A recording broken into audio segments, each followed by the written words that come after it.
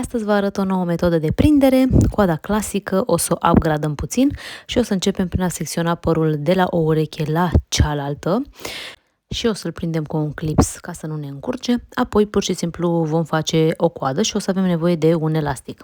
Aici pentru a da volum cozii o să avem nevoie de ace de păr pe care o să le împingem în elastic, sper că se vede aici.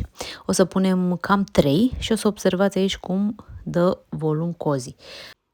Desfacem partea din față și o ducem spre coadă și o să răsucim. Apoi cu ajutorul agrafelor o să prindem și o să observați aici modul de prindere ca să ne rămână această răsucitură.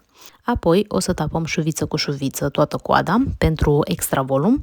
O să dăm părul înapoi pe spate, pieptănăm vârfurile ca să se așeze. Părul aici a fost puțin ondulat în prealabil la vârfuri, însă puteți să vedeți că e o ondulare foarte, foarte lejeră.